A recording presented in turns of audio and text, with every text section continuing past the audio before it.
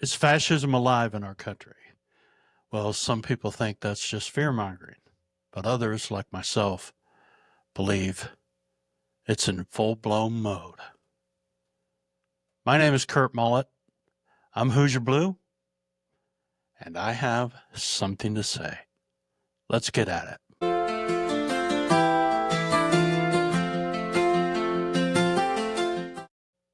So, the big questions surrounding so many people in our country right now, and what a lot of us are talking about on social media, is about fascism and what that really looks like, and what does it contain, or what does it involve when it takes over a democracy or a constitutional republic or a government like what is happening here in America right now? Many of us know that fascism has been alive for a long period of time. We also know quite well what took place in Germany in the 20s and 30s leading up to World War II.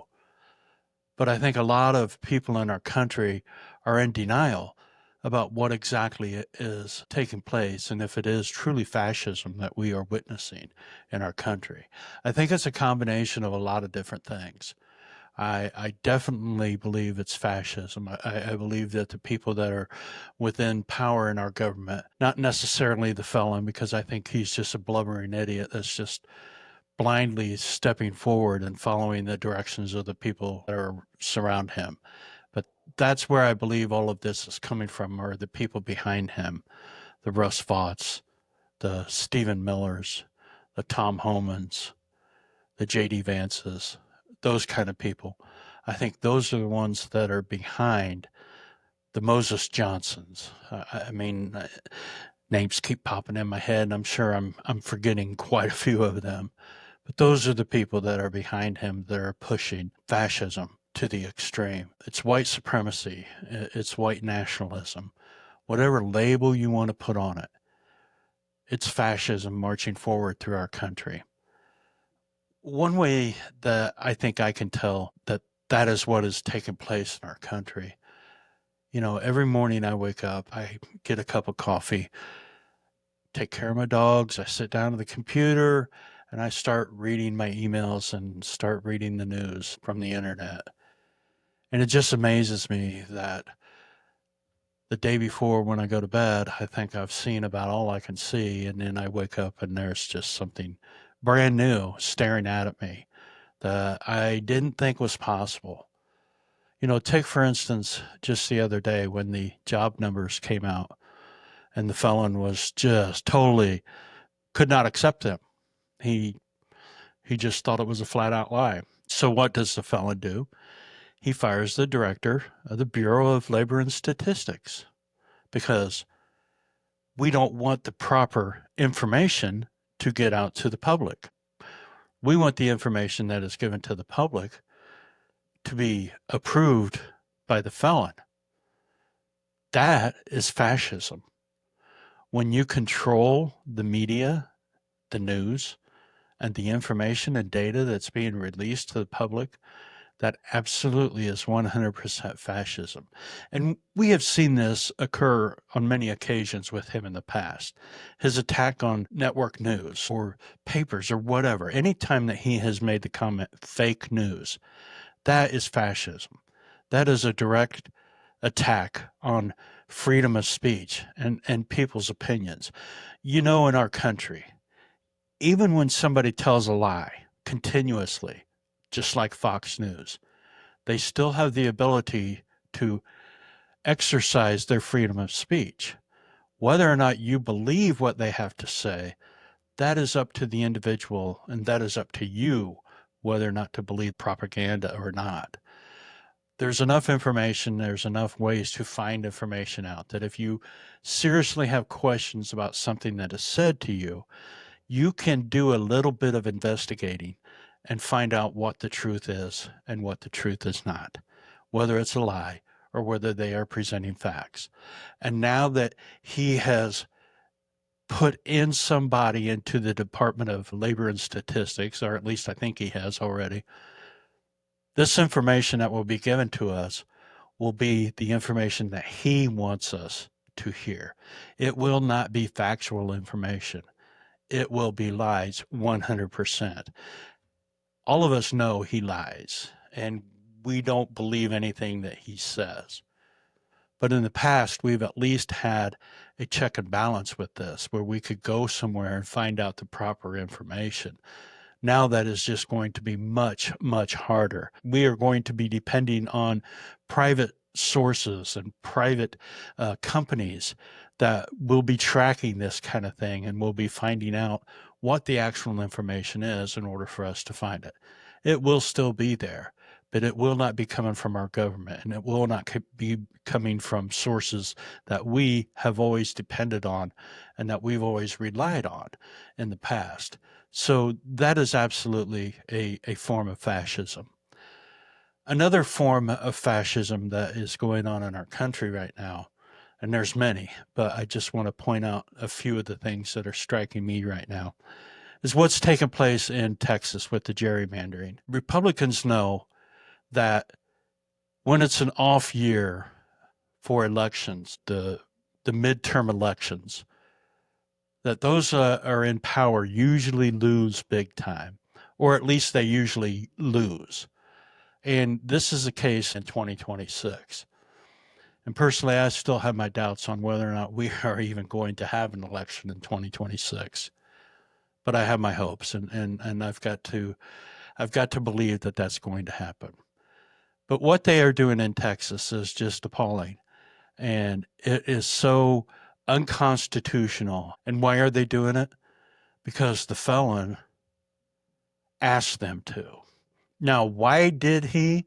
Well, for one reason, like I mentioned a little bit ago, because of the midterm elections that are coming up, and they're afraid of losing seats and they don't want to lose their power. And the main reason they're doing this is because when the 2028 elections come along, again, if we have them, and a Democratic president wins, as long as the Republicans have control of Congress, they do not have to certify that election. So this is a way that they will keep Democrats from gaining control if they would happen to win in a fair election. This is one way that they are going to be able to control that, is to keep control of Congress. Personally, I think that it's being done as a direct attack on Jasmine Crockett and some of the other politicians from Texas, but mainly Jasmine Crockett, because she has been extremely outspoken against the felon. She is not afraid to say what is on her mind. And that's one of the things that I respect the most about her. See, part of this gerrymandering that has taken place is that they have actually changed the districts to where Jasmine Crockett no longer lives in the district that she was elected to represent. Yes, she no longer is a resident within the district that she was elected to represent. If they are able to pass this as law and have these maps, these redistricting maps become law, you don't think that they are going to go to Jasmine Crockett and say, you are no longer a representative because you legally cannot be elected to represent a district that you do not live in? Now, I've brought this scenario up to people, and some have said, well, they can't do that. That's against the law. First off, people need to quit saying that. Okay. This administration, these people, these Republicans, they do not follow law. They follow what they believe, and they are rewriting laws to fit their narrative and their beliefs. So don't kid yourself. When I make comments in the past and on my social media pages that they have a way of changing elections, denying elections, removing candidates, and controlling elections, and people say, well, they can't do that, it's against the law. They do not follow law. We've seen this over and over and over again. I mean, just look at how many constitutional laws this guy has wrote executive orders to override those. And the Supreme Court is backing him up, just like the birthright citizenship. He signed an executive order that changes the verbiage and changes the dialogue when it comes to recognizing birthright citizenships in this country. And the Supreme Court backed him on his decision and on him doing that. So this is definitely a way that fascism is alive in our country. I've got to hold my hat to J.B. Pritzker of Illinois for allowing those Democrats from Texas to come to Illinois and him stepping up and taking care of them. Because as long as they are not there, they can't vote on this bill and to pass it because it does go against their constitution as far as passing bills and passing laws in Texas. Greg Abbott has sent out a letter and is threatening to file lawsuits against them, to arrest them, to charge them for felonies. Democrats are going to take this as far as it needs to be taken because we're going to fight this. And now we have the governor of New York stepping up saying that, well, okay, if Texas is going to gerrymander their state, we're going to do the same here. So we're seeing pushback coming from different areas in our country. And this is what we need to see in the Democratic Party because us people, us Democrats, need to have this glimmer of hope because it's been a very hard time for us ever since the elections were stolen from us. And so when I see this kind of activity and this kind of bonding going together and Democrats standing shoulder to shoulder with each other, it gives me a little bit of hope. So I do hope that things come from this. There's absolutely a fight on our hands, and I'm glad to see people stepping up and fighting for this. Now, to get back to what I was saying about Greg Abbott, he's going to charge them felonies and try to arrest these representatives. You know, it's awful funny how they're coming down on Democrats who left Texas because they don't want to participate in a unlawful vote that is going to gerrymander the hell out of Texas. But it's okay under the leadership of Moses Johnson that Congress just decided to up and leave and go home because they didn't want to vote on releasing the Epstein files, which contains information about the biggest child pedophile ring ever to take place in our country. So, do you see the hypocrisy here? Republicans are pissed off because Democrats walked away from an illegal gerrymandering bill, yet they're okay with Republicans walking away from a vote or discussion on whether or not to release the Epstein files. And again, I'll add to this Epstein files that they talked about continuously in the 2024 election. And it's because they thought releasing the Epstein files was going to be the gotcha moment for Democrats, that they were going to expose all these libs that were within the Epstein files.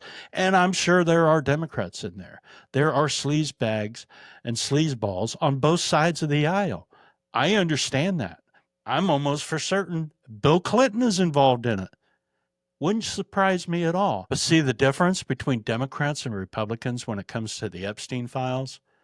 We don't care who's in there. We want the files to be released. Pedophiles should be exposed. This is about the victims. This is about the young girls who are now women who were traumatized and taken advantage of by these heinous individuals. And I guarantee you, the felon is deep, deep within this pedophile ring. So I just find it odd, or not odd, but shocking, or I don't know how to describe it, that Republicans are cool with walking away from that, but they're pissed off about Democrats walking away from a gerrymandering bill that is a direct attack on our democracy. But that's the world we live in. And that's a perfect example of what fascism looks like and how it's happening. So to shift gears a little bit, another form of fascism that I think we need to pay attention to is the SAVE Act. So if you're not familiar with the SAVE Act, what it is basically in a quick synopsis, it's a bill that is designed to provide proof of U.S. citizenship for voter registration. That's what it's all about, or that's what they say it's all about. But it goes much deeper than that.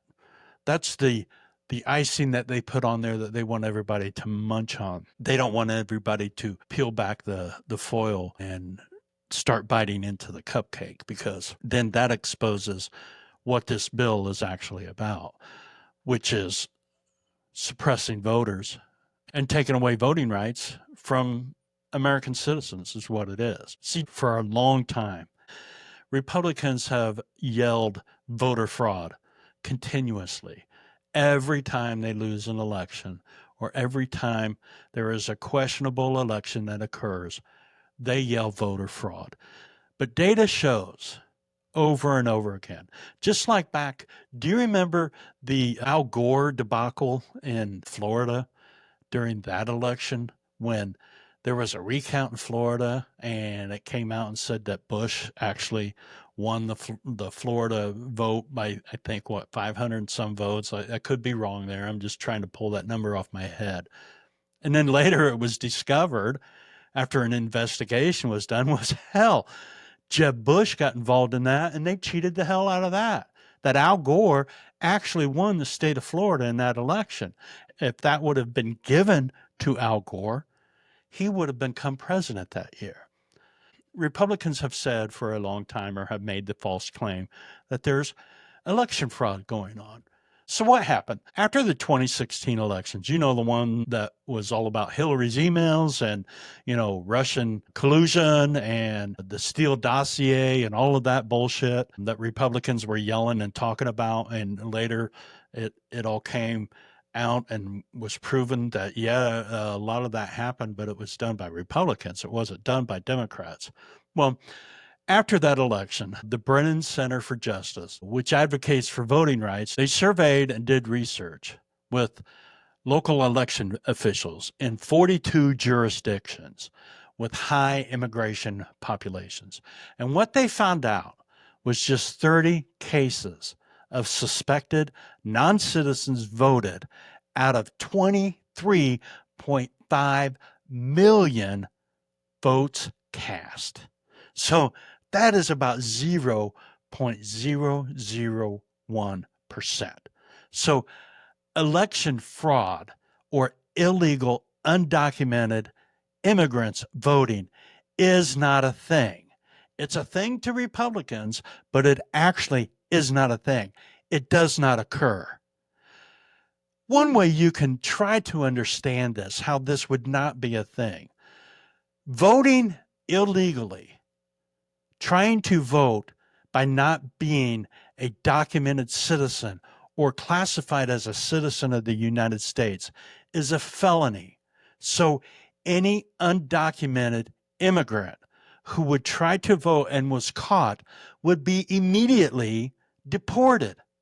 So you tell me, do you really think that voting rights are that damn important to undocumented immigrants who are simply trying to escape the hellhole that they came from, or the hellish life that they left, to have a chance at freedom and to live their lives? Do you really think they would jeopardize all of that just to place a vote? I mean, it's some of the most asinine narrative that I think is going on right now, and that has been going on. They're not going to do that. It's simply not a thing. But what this SAVE Act does is that it puts in jeopardy close to 70 million women from losing their voting rights. Now, how they are doing this is because you have to have proof of who you are. And the proof that is being used, or that they are demanding, is your birth certificate. So let's say, like my wife, for instance, when she married me, she took my name. Her name now, her legal name, that is on all her documentation, on her social security card, on her driver's license, on insurance papers, whatever the case may be, on her payroll papers, on her work records, on everything. It doesn't match her birth certificate because she wasn't born with my name. She was born with her maiden name.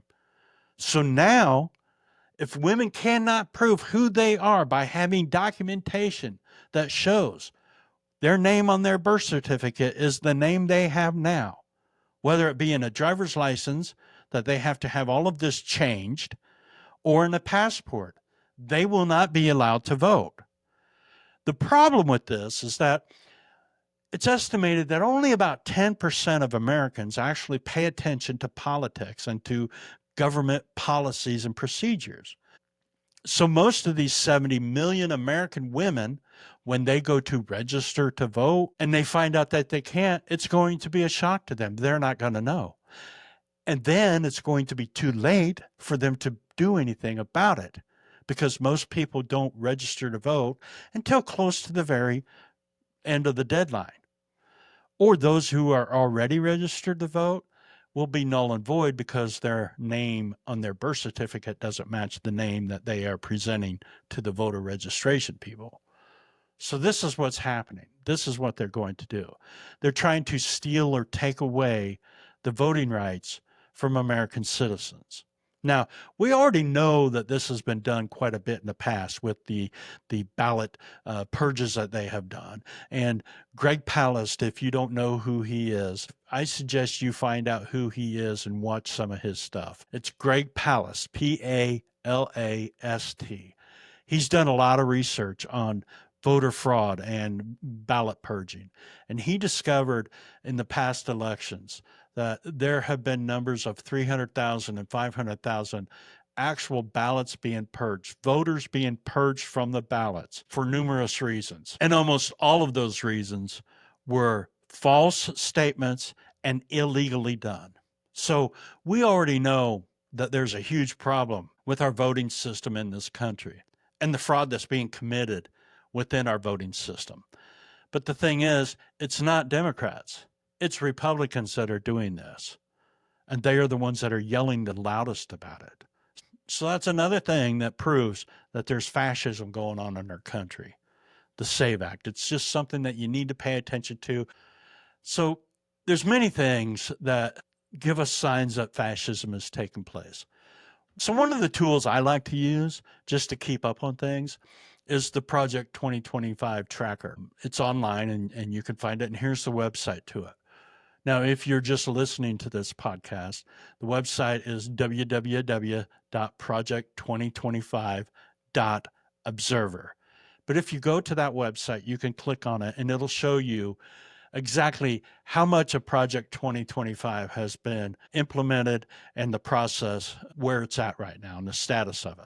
And I think the last time I checked, it's at like 49% of Project 2025 has actually been implemented in this country. So that's one of the tools that I use that I suggest you, if you're not familiar with it, that you take a look at this. And it's something that I think can be very useful as you go forward and trying to pay attention and keeping your head clear about what exactly is going on because they're creating a lot of noise. They don't want us to know what's going on. They're trying to create as much noise and as much distraction because they want to get things done without people paying attention. And I think it's our responsibility to communicate with each other and to share things like I'm doing right here and what others are doing in order to keep us all informed and know what exactly is going on in our country. I think it's vitally important right now. I know network news is something a lot of you rely on. I personally stopped watching network news. I don't pay attention to it anymore. It's been over a year and a half. There are a few people I respect, but other than that, it's just a bunch of garbage and a bunch of BS. And they really don't talk about the things that really need to be talked about, okay? There are constraints put on them by the owners of their companies, and so they have to follow guidelines there. Another thing that you can pay attention to that I think is a telling tale as far as fascism taking place in our country is what the felon has been able to achieve personally since his inauguration. His wealth is estimated to have grown $2.9 billion since the inauguration. Now, I know we talk about billion, or I talk about billionaires and billions of dollars and use the term billion a lot in the content that I create. And I don't think people really have a true grasp on how much money $1 billion is. So let me give you a little perspective here as far as, or just a little, an explanation of what $1 billion actually looks like. So if you were to take $100,000, $100,000 and deposit it into a bank every year, straight out, $100,000, it would take you 10,000 years to achieve $1 billion.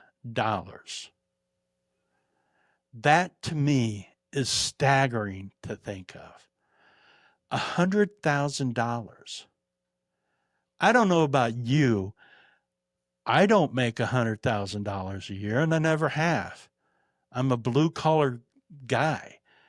I was a small business owner for 20 years. I didn't struggle, but I never made $100,000 within a year. So that's what a billionaire looks like. A dude that has $100,000 of money that he could deposit every year for 10,000 years. Or let's just say he could spend $100,000 every year and it would take him 10,000 years to spend it all. And that's not counting interest or anything. That's just spending flat on $100,000, which again, to me, is mind boggling. And here we are, we have a Congress who just passed a huge bill that has basically given another tax rate cut to the billionaires, the fourth one under the leadership of Republican presidents. We're giving more to the billionaires while we're stripping away money from the working class and from the citizens of our country. They have taken away close to $1 trillion just in Medicaid alone. Now, you want to know how big $1 trillion is? Well, if you took that $1 billion, the one that takes 10,000 years of $100,000 per year deposited to achieve, if you take that $1 billion and deposit it once every year, it will take you 1,000 years to achieve $1 trillion. I mean, that's just crazy to me. And yet, this is what they did with this bill. They lowered the tax rate of the filthy rich in our country. You know, teachers and firemen and police officers. They pay a higher tax rate than these billionaires do. It's fascism. That's exactly what it is. It's capitalism, just another form of fascism. They kind of go hand in hand. And MAGA loves to say, well, they pay a lot more money in taxes than what you do. Look how much money they want. Well, God, they should. Absolutely, they should. I'll tell you what, you give me $1 billion and I'll be happy to pay a higher tax rate. And people say, oh, yeah, it's easy to say. No, I would. I wouldn't have any problem with it. And I can just share with you what Warren Buffett has said in the past. He believes that very thing. He has said on numerous occasions, if the multi-rich, if people like him paid the same tax rate or paid a fair tax rate compared to the working class citizens of this country, there would be no deficit in our country. And yet, Republicans continue to bury us in debt. This is who they are and what they have done. I think I read somewhere where between George Washington and George Bush Jr., the national deficit that was created during that whole time, and this is with, reduction in the deficit and then growth and what have you, the deficit was basically $8 trillion.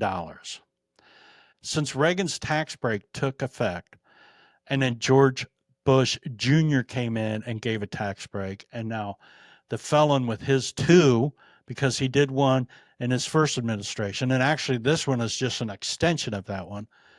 our deficit now will be close to $42 trillion by the year 2032. Think about that. 8 trillion for over what? 240 years, 230 years. And now here we are in just the last 25 years, basically, we have almost quadrupled that in our deficit. And why is this? Why has this happened? Because of Republicans, because of what they have done for the rich in our country. And that's what it is all about. So the wealth that he is experiencing, that he's been able to achieve while he's in office, that's another sign that fascism is taking over in our country. You know, it just makes me sick to my stomach. We don't we have no money for education. We have no money for healthcare. We have no money for giving students free lunch programs. We have no money to fund the Veterans Administration. You know, they stripped away $17 billion away from the VA. But we have $200 million for a presidential ballroom. We have $48.5 billion for ICE to conduct their Gestapo type illegal kidnappings and deportations. This is a true sign of fascism and what it is doing to our democracy right now. Fascism is alive. Fascism is breathing its fire onto our country. Fascism is rearing its ugly head. Whatever comparison you want to use, fascism is alive. And we, as citizens of this country, we have to fight fascism. We have to rage against the regime. We have to let our voices be heard. We have to support governors like J.B. Pritzker who are stepping up and doing the right thing. We have to support each other. We have to fight everything that they are trying to do to destroy our country. I know that changes may not occur during my lifetime. I understand that. But I don't want my future ancestors and my future family members to look back and say, wow, he was standing on the wrong side of history. I would much rather stand now and shout at the top of my lungs and fight fascism than to think someday, I wish I would have done more. My name is Kurt Mollett. I'm Hoosier Blue, and I have something to say. I'll catch you on the flip side.